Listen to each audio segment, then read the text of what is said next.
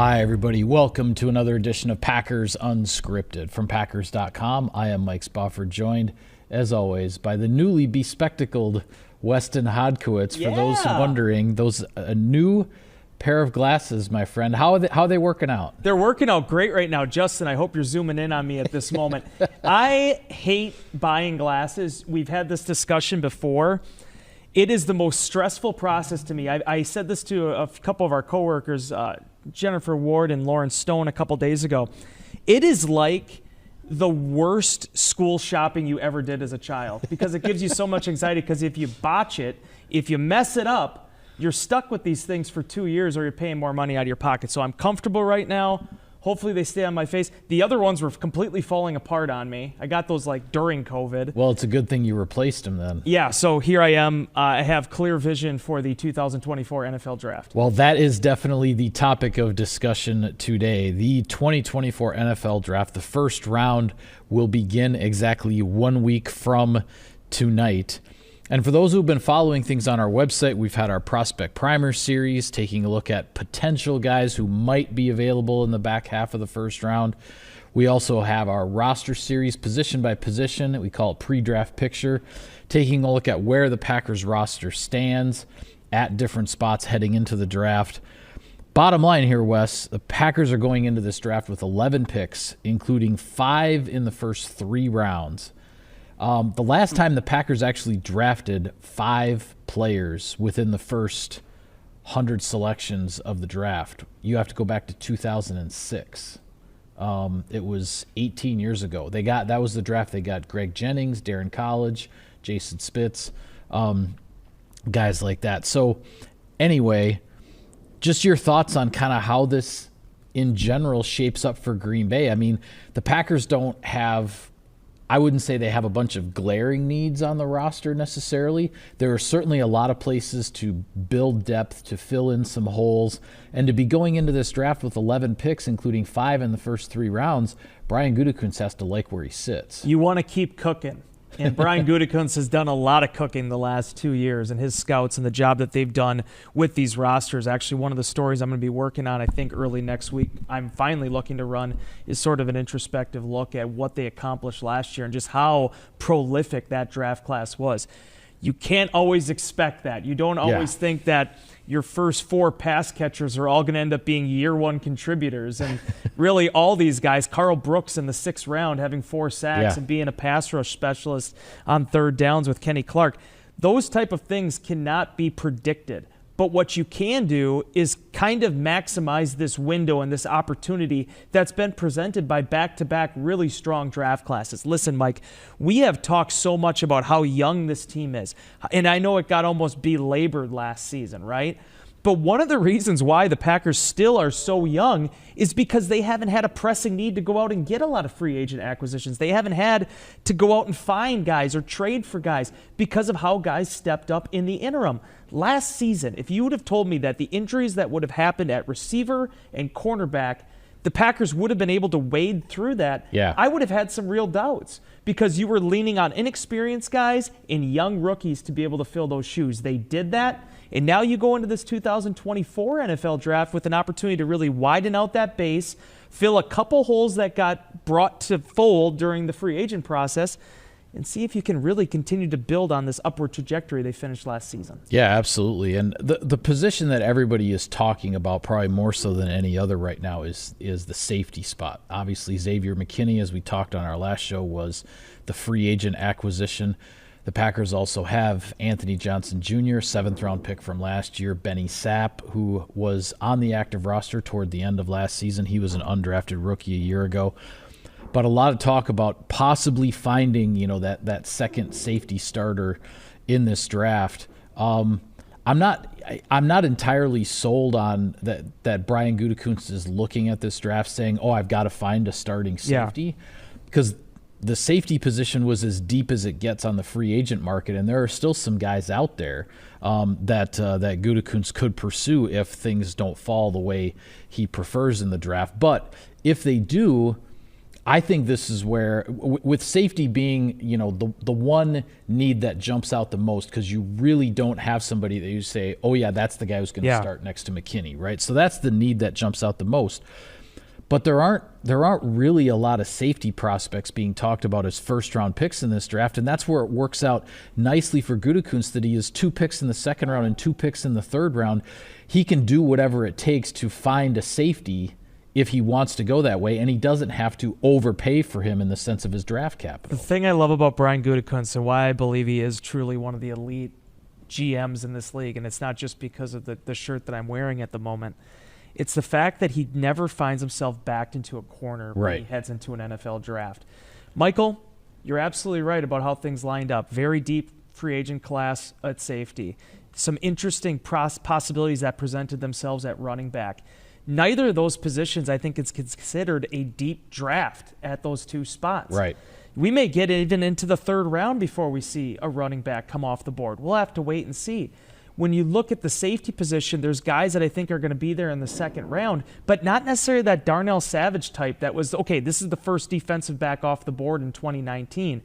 When you have Xavier McKinney in there now, you have that option of potentially still looking at the free agent market like they did last year when they didn't draft a safety and they went and got Jonathan Owens a couple weeks later. Right. You could go that route. There's still some guys out there with some pretty good credentials on the market. Yeah. You could also find one of these guys on day 2 to pair up with McKinney and say, hey, you're a 4th-year veteran, you're a 24-year-old guy, you're relatable to these guys, help bring these guys along, and also while maybe counting on an Anthony Johnson Jr. to step up after seeing about 150 snaps last year on defense. All those possibilities are there, but I just like that when we talk about best player available, I really think that truly applies in Green Bay because in very limited instances have you seen the Packers go into a draft with a need where they came out of it like, okay, what are they going to do now? Right. Well, and what you said, too, about Gutekunst not backing himself into a corner, the way things went at running back in free agency was not how anybody thought, in advance it was going to go. But you lose Aaron Jones, you sign Josh Jacobs, but then everybody's wondering, okay, well, how high are the Packers going to draft a running back because you need somebody? Well, then he goes and brings A.J. Dillon back into the fold on a 1-year deal, right? So that's another example of he's not going to let himself get boxed in. You could say the same thing in some respects at the off-ball linebacker position because everybody's looking at it saying, okay, yes, Devondre Campbell is gone. You've got Quay Walker. You've got Isaiah McDuffie. The coaches have a lot of faith in those guys. But he goes out and brings back Eric Wilson, who is mainly a special teams player, but has a lot of experience at linebacker in a 4-3 scheme in Minnesota earlier in his career. He was a 100-plus tackle guy 1 year in his career in Minnesota. So I'm not saying Eric Wilson is just being plugged in as a starter. The Packers might find a starting off-ball linebacker. Edgerrin Cooper is a guy whose name is mentioned a lot, and there are certainly some others in that second and third round projection. But if the Packers had to play a game today, they have a third linebacker if they want one because Eric Wilson was brought back.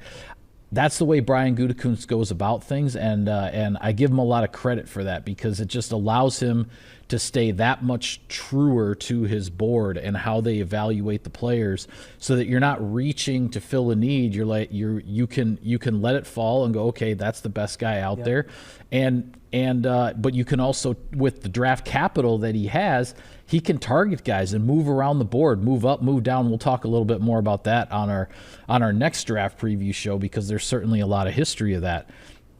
But he's put the Packers in quite the position. And when you look at a team that played as well as it did down the stretch last year, came within a whisker of advancing to the NFC Championship game, and now you have all this draft capital to potentially improve your squad and build things for what everyone is hoping is a wide open window to a path toward a championship.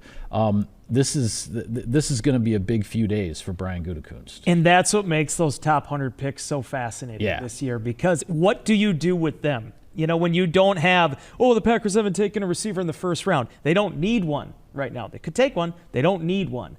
they haven't been in a position where they are like, okay, we have to make this address. We have to do it right now. I think the last time I remember that kind of being a conversation was 2020. We all know how that turned out at the receiver position. Exactly. When you ended up with Jordan Love. So, but to get back to the inside linebacker deal, I remember asking, I believe it was with Brian Gutekunst first, about Isaiah McDuffie. And here's a guy that they've developed for 3 years.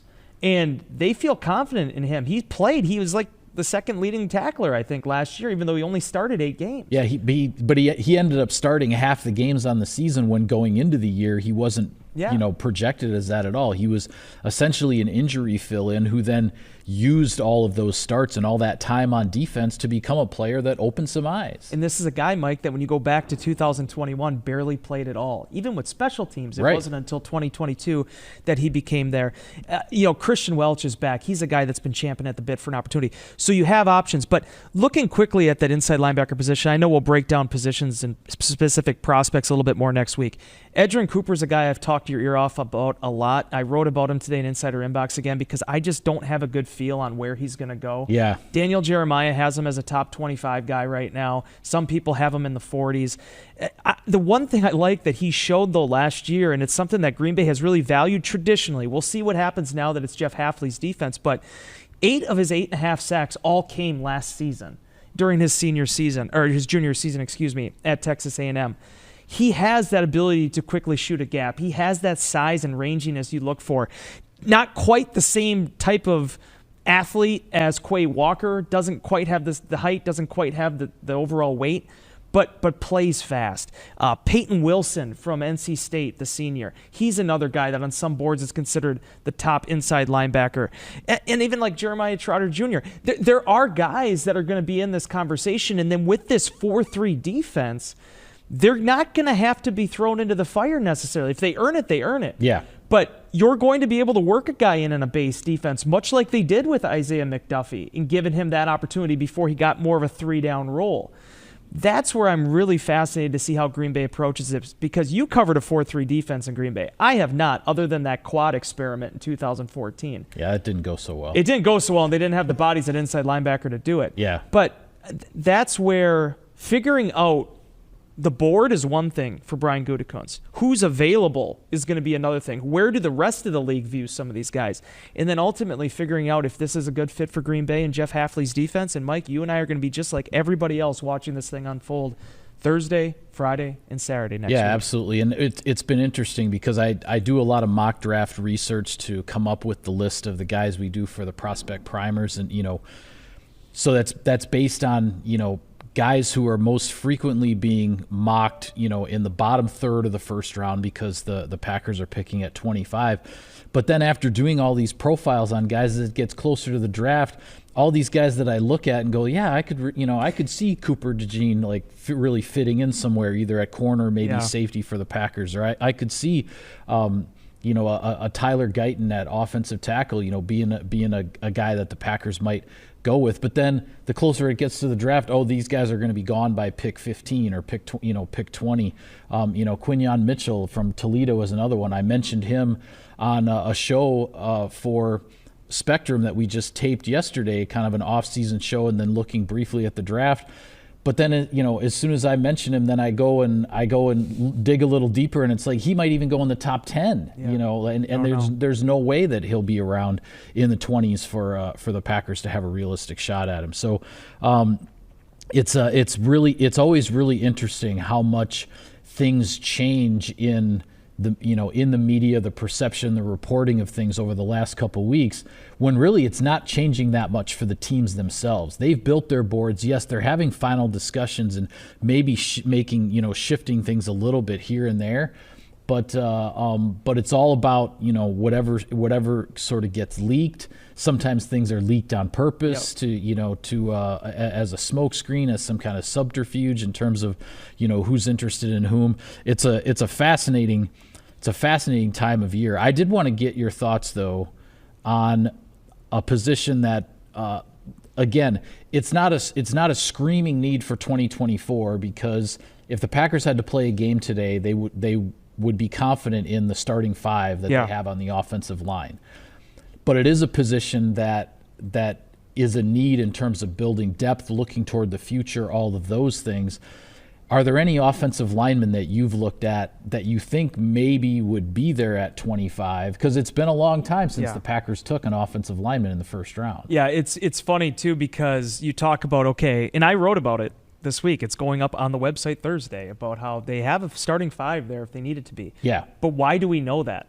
Because of all the injuries that have happened and things that happened. You know, John Runyon played all last year, but he got kind of banged up. That's when they started doing the rotation with Sean Ryan. Obviously, we know the situation that unfolded with David Bakhtiari. Rasheed Walker goes from a guy that played 4 special team snaps to being a guy that played 851 offensive snaps last year. Right. You have to prove yourself, and unfortunately for Green Bay, and it's just the way that the NFL goes, you lost Bakhtiari, he got cut. Josh Nijman went to Carolina. John Running got paid by the New York Giants. Yeah. Green Bay Packers need to be able to rebuild some of that depth. They have some in-house candidates, but who's going to be the ones that step up with that? That's why when you talk about first-round picks, when you talk about guys at the top of the draft, when you talk about big bodies, athleticism, a lot of times that's going to be the tackle position. It's not any coincidence that the Brian Bulagas and Derek Sherrods, those type of body types, were what Green Bay sought in that first round. And maybe it's just the Larry McCarron rubbing off on me, but Amarius Mims from Georgia is a guy that the more I've learned about him, 6'8", 340, how many different categories that he tested highly in, I don't care so much about the 8 games played, or 8 starts. Yeah, he only has 8 starts. Because here's the thing too, Michael, he didn't start 8 games at NWTC. He's at Georgia. Yeah. Like, it's going to be difficult. I mean, even Josh Jacobs, when you look at his resume at Alabama, it's not like Josh Jacobs had 3,000-yard seasons at Alabama. He didn't. His most yards, I think, in a season were like 600 some. Yeah. Guys, it's harder at those colleges where it's just 5-star, 4-star recruits to always get your opportunity. You can't coach his size. You can't coach that kind of weight and being able to move the way he does. As Larry pointed out in his prospect primer, be sure to check that out if you haven't already. He's going to be a project. There's going to be work to be done. But the beautiful thing about where Green Bay's at right now at this offensive line is they got versatility and they got experience. And if there's going to be any position that Green Bay still has some good experience at that you want to lean on, that's one of the good ones to do it at. Yeah, and the other thing I'll say about the offensive line, too, is that we heard from Brian Gutekunst, not only when he spoke to the media right after the season, but when he spoke at Indianapolis at the Combine and then also in Florida at the owners' meetings, he talked about how, as far as the development of the young wide receivers last year went, he felt that the competition that was in the room, the competition that was going on at practice for snaps, for playing time, for who was going to play what role, that was a huge factor in the accelerated development of these guys. So when I look at the fact that, yes, if the Packers lined up today, they would put Rasheed Walker at left tackle, they would put Sean Ryan at right guard. But if there's a guy or guys within those top 100 picks that you can bring in a guy who can compete for a starting job with those guys who got some valuable experience last year in the NFL, he's not going to hesitate for 1 second to do that, because you listen to his words and how he talked about the wide receivers. He may apply the very same thing, the very same process to the offensive line in terms of developing competition and trying to push guys to see how much you can get out of them. And that's ultimately what it comes down to. You don't get, I mean, if you and I would have made this prediction last year, May, we would have thought, okay, Josh Nijman's going to be in the starting lineup. We'll have to see exactly where Zach Tom fits. Rasheed Walker was an afterthought for a lot of people at that point. Yeah. And then you get to the beginning of the season after a training camp, after a 9-week offseason program, and the cream does rise to the top. And next thing you know, Zach Tom ends up being a 17-game starter at right tackle. Will he be there this year? We'll have to wait and see. Much like with Elton Jenkins, there's decisions Green Bay has to make on where guys fit, what is their best position, and also where they have the most real, value to a football team. But bringing in a guy like Mims, even like Tyler Guyton, guys that could potentially be there in the second round as well, by deepening out that room, I don't think you can go wrong, because I'm not the biggest Jim Harbaugh fan, but his line at the owners' meetings about how there's one position that everybody else is dependent on, that they're not dependent on anybody, it's offensive line. You have to have it, and the Packers need to be able to build that front up front for Jordan Love. Yeah, I think that's definitely something to watch as the 3 days of the draft unfold next week. A little bit of sponsor business here, Wes. Sirius XM NFL Radio delivers hard-hitting analysis and up-to-the-minute NFL news that true football fanatics need 24/7, 365. And at Cousin Subs, we have something for everyone, like our Wisconsin cheese curds, mac and cheese, golden fries, and creamy shakes, all paired with your favorite sub or sub in a bowl. Cousin Subs, 50-plus years of better. Last thing I want to get your thoughts on here before we sign off. I started looking at the draft from the NFC North perspective, and I got really intrigued. Yeah, what do you think the Bears are going to do? Yeah, well, here's my point. Yeah. We've talked a lot already about the Packers having 5 picks in the first 3 rounds.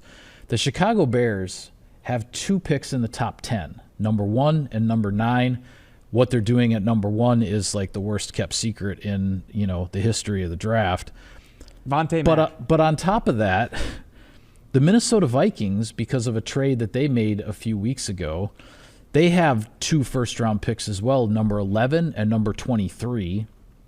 So everybody is wondering, are the Vikings going to package those 2 picks to try to jump up into the top 5 or 6 or wherever that might be to get a quarterback, a guy they believe could be their next franchise quarterback?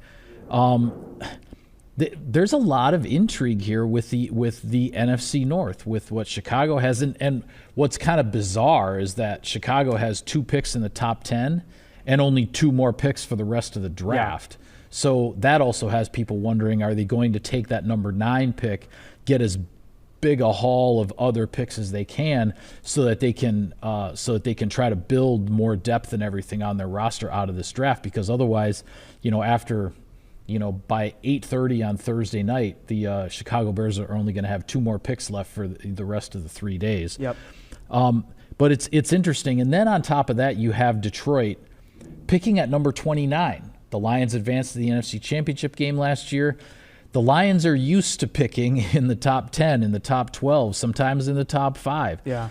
The Lions are sitting back there at 29, and they actually only have 4 picks in the first 5 rounds of the draft. A very different situation than where Green Bay is. When it was clear that the 2 best teams in the division last year were the Packers and the Lions. Just, what thoughts do you have on how much the NFC North in some ways kind of is going to control the early parts of this draft because of the capital that these teams possess? Well, everything starts with the Vikings. You have to get a quarterback. Yeah. You have to. You can't be a sitting duck in this conference, this division. I mean, the conference too. But this division with Caleb Williams going to Chicago, the Packers appearing to be on the come up, and Detroit being an NFC title, contender. For that reason, I think they got to they have to get a quarterback. And honestly, I think a lot of that's going to depend on Marvin Harrison Jr. and Malik Neighbors. Where are those guys going? Who's taking them? What is Elliott Wolf going to do at number 3 with New England? Yeah. Which quarterbacks could be available there from 4 to 6, 7, 8? Yeah. And that's the decision the Vikings have to make, because I don't think you can sit back. Maybe you can get somebody at the end of the first round and hope that there's something there. But ultimately, I think that this is a draft class where you have to make a move. I think the Vikings have to make a move. I agree with you with the predicament that the Bears find themselves in. You have to take the quarterback now. That's the worst kept secret. Yeah. And you have to get picks. I don't say this disrespectfully to the Bears, because, Mike, if you remember what I said last year when we were going through this, I wasn't sold on Chicago last year. I'm still not sold on Chicago. They just aren't deep enough with their entire roster. They're making strides, but they still have big questions on the offensive line. They have some issues still on defense. And then the fact that they are now transitioning to yet another starting young quarterback. Yeah. The Bears need picks. So if it's me, I move out of that 9 spot. I take Caleb Williams. I move out of the 9 spot. As far as Detroit's concerned, you are right. They don't pick a lot at the end of the round, but Brad Holmes has done plenty of that. John Dorsey's done plenty of that. they're going to be a team that's going to be looking to widen out their roster. I guess when I was saying in terms of the fan base, know, and what the fan base expects to get out of a draft. It wasn't that long ago that they got Penei Sewell, right, like way up at the top of the draft. So that's what their fans are used to, and now their fans in the first round of the draft are going to have to wait all the way till past 10 o'clock. I was going to say what they're going to have to get used to. 11 o'clock Eastern time zone before they. What they're going to have to get used to is actually waiting with their cerveza a little bit, enjoying their evening at a more balanced pace, rather than getting the first pick and then enjoying the rest of your evening. I just have to say this. If the Vikings are in a very interesting spot, as you said, because they have to come out of this draft with a quarterback. But I know I told you a few years ago when there was all this talk about the quarterbacks and everything in the first round, that I just wasn't sure about any of those guys except Trevor Lawrence. Yeah. In terms of spending a first-round pick. Now, I still think that Justin Fields has a chance to do something in this league if he's given the right opportunity and in the right surroundings, and things just didn't work out that way in Chicago.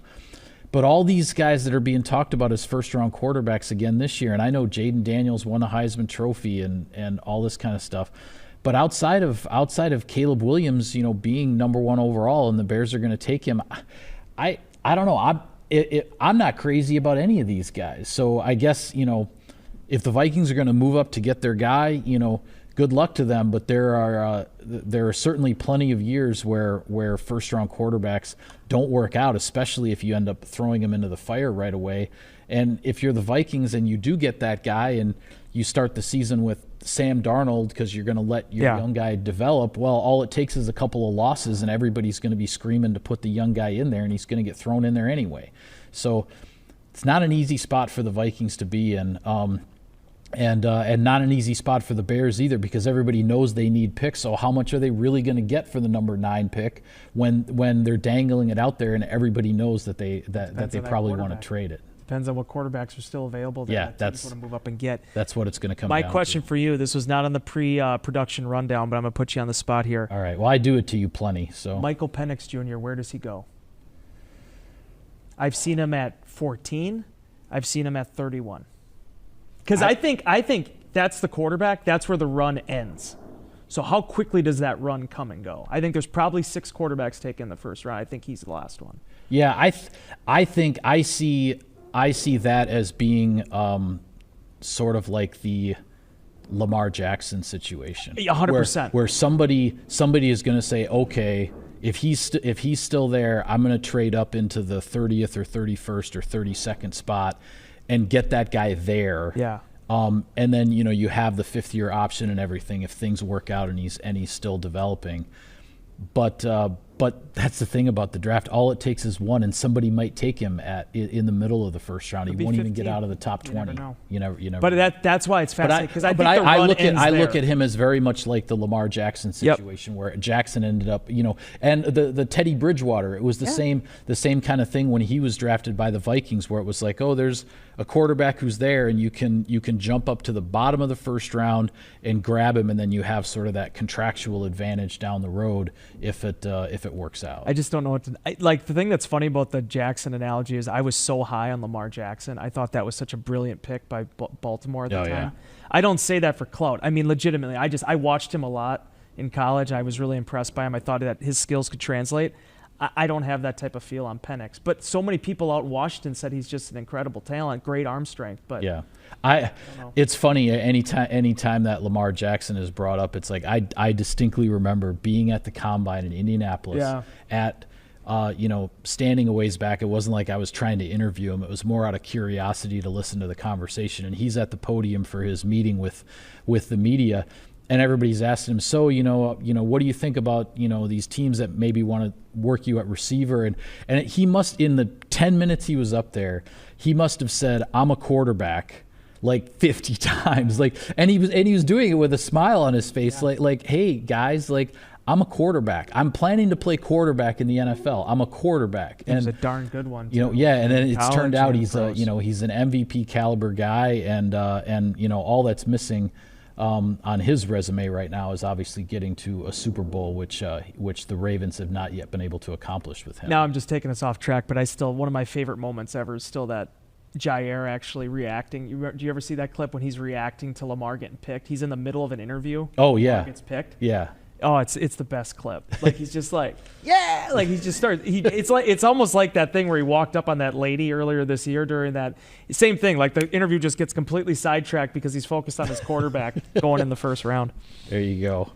Well, we have one more show early next week that we will do leading up to the draft. We'll get into, maybe some more of our insights on just where the Packers might be headed and what might happen while the Packers are on the clock. But for now, we'll call it a wrap on this edition of Packers Unscripted. Be sure to follow all of our coverage of the team, all of the pre-draft work, Prospect Primer Series, pre-draft picture series. It's all out there for you on Packers.com. For Wes, I'm Mike. Thank you for tuning in, everybody. We will see you next time.